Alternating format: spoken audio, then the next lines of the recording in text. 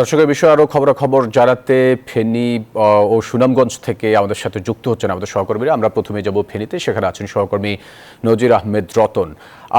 রতন, যেমনটি খবরে পড়ছিলাম, ফেনীতে 4টি গ্রাম প্লাবিত হয়েছে পানিতে। কি অবস্থা, কেমন দেখছেন আপনি একেবারে সরেজমিনে? পানি উন্নয়ন বোর্ডের কর্মকর্তারা কিন্তু প্রতি বছরই কিন্তু বাঁধগুলো ভাঙছেন। এই এলাকা পরিদর্শনে এসেছেন সদস্য।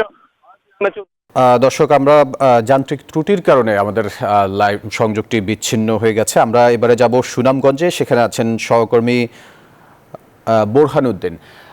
বুরহানুদ্দিন, দেশের বিভিন্ন জায়গায় আকস্মিক বন্যা শুরু হয়েছে। সুনামগঞ্জের পরিস্থিতি কেমন দেখছেন, আর এই বন্যা কবলিত মানুষদের জন্য আসলে প্রশাসন কি ধরনের ব্যবস্থা নিচ্ছে?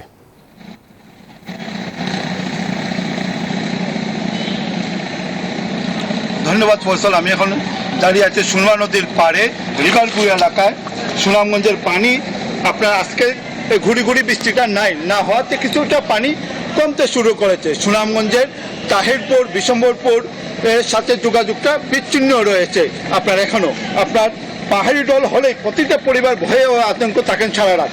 সুনামগঞ্জে প্রত্যেকটা মানুষই বৃষ্টি হলেই আতঙ্কে থাকেন। আপনার ঢলের পানিতে তাহিরপুর আন্নারপুর সড়ক ও তাহিরপুর উপজেলার দক্ষিণ বাজারঘাট এবং 100 মিটার দুবন্ধ সব প্লাবিত হয়েছে। সুনামগঞ্জের সাথে যান যোগাযোগটা বিচ্ছিন্ন রয়েছে। আপনার সুনামগঞ্জের সুরমা নদীর পানি বিপদ সীমার 32 সেন্টিমিটার দিয়ে উপর দিয়ে প্রবাহিত হচ্ছে আপনার। এবং সুনামগঞ্জের এই নির্মাণচুলগুলো আপনার বিশম্বরপুর এবং তাহিরপুর লক্ষাধিক মানুষ পানিবন্দী হয়ে আছেন। আমাকে জেলা প্রশাসন যেটা বলেছেন, সুনামগঞ্জের এই পানিবন্দী মানুষের জন্য আশ্রমকেন্দ্র খুলেছেন এবং পর্যাপ্ত ত্রাণ রয়েছে, যেটা এবং কিছু কিছু আপনার আশ্রয়বন্দী মানুষ অভিযোগ করেছেন যে ত্রাণ পাচ্ছেন না, কিন্তু জেলা প্রশাসন বলেছেন উপজেলা চেয়ারম্যান এবং ইউনিয়নের মাধ্যমে সেগুলি বন্টন করে দিচ্ছেন এবং যার যেখানে দরকার সেটাই এই আপনার বন্টন করে দিচ্ছেন। আপনার সুনামগঞ্জের তাহিরপুর বিশম্বরপুরের সাথে এখনো যোগাযোগটা বিচ্ছিন্ন রয়েছে। আপনার তার মূল কারণটা হলো আপনার সাথে আপনার 3টি অংশ দিয়ে আন্নারপুর এবং দক্ষিণ বাজারঘাট অংশের সাথে যোগাযোগটা বিচ্ছিন্ন হয়। সুনামগঞ্জের মানুষ নৌকা ছাড়া কোনো বিকল্প কোনো রাস্তাও নাই। নৌকার 1 ঘন্টার জায়গা 4 ঘন্টা লাগছে আপনার নৌকার। মূল কারণটা হলো 100 টাকার জায়গা 400 টাকা লাগছে আপনার নৌকার কারণে। কারণ যোগাযোগটা যদি সড়ক পথে থাকতো 1 ঘন্টায় মানুষ শহরে যোগাযোগ চলে আসতে পারতো। তাহিরপুরের সাথে সুনামগঞ্জের আসার মূল রাস্তাই ছিল আপনার রাস্তা, এবং রাস্তা বন্ধ হওয়ার কারণে আপনার এখন নৌপথে 3টি ভাঙ্গা দিয়ে সুনামগঞ্জের সাথে যোগাযোগ করতে হচ্ছে।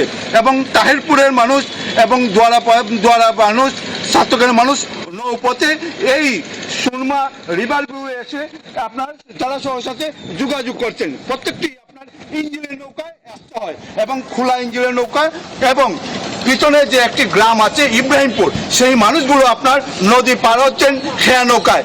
এই নৌকা ছাড়া কোনো বিকল্প রাস্তাও নাই এই সুনামগঞ্জবাসীর জন্য।